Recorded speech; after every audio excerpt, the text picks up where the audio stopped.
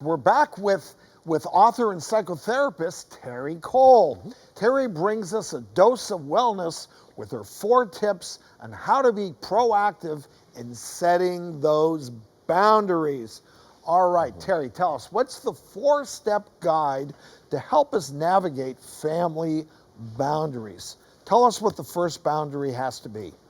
Well, the first step to do that is you have to get clear about what boundary is needed. So you can't just say, I'm annoyed, or you're annoying, or I want you to be more sensitive, because people don't know what that means.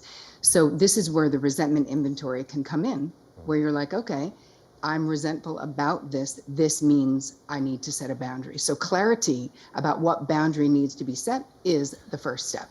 Love that. Terri, this is like a boundary boot camp.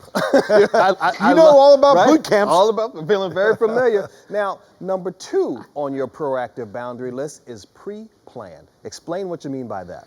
Strategically deciding when to talk to the person, absolutely not saying to anyone, we need to talk, because nobody wants to talk to you when you say that. Everyone is afraid. If you know that your boss is cranky, if they're hungry, then don't ask them for a month off before lunch, right? We're being smart about what we are doing. So planning it out, that is really important.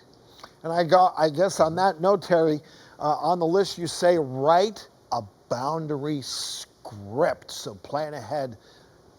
It's got to be scripted. Tell us what that looks like. Right. And when we say scripted, it doesn't mean you can't veer off. It means you, in order to do something different, most of the time people don't set boundaries because they actually do not have the words. So you want to use concise language. You want to stick to your own side of the street. We're not pointing out and saying you, and you're bad. It's all about you. You're informing them of your preference, your desire, your request, your limit, whatever it may be. In some cases, it might be a deal breaker. Maybe it's a really serious boundary that you need to talk about. But it's important, the language that you use. So I share sentence starters with my clients and in the courses that I teach and in the book as well. Things like, I'd like to make a simple request, right? That you let me know if you're going to be late, or whatever the issue is, or I wanted to bring to your attention. You can also start being positive by saying, I really appreciate our relationship. You're important to me, and I wanted to bring this to your attention. So it's like a lead-in to what it is that you're going to say. I wanted to make you aware of how I felt about our interaction last Wednesday. And then you can make a request that they not do that thing, again, whatever it is that you have a problem with. Now, Terri, your 4th and final step in being proactive with boundaries is to visualize and execute. Tell us about that. All right, so a lot of people can't even visualize the new boundary dance. It's so threatening. So I encourage my therapy clients, we must visualize a healthier interaction. So you visualize the feelings of having that boundary conversation go well, which doesn't mean that the person always will acquiesce to what you want.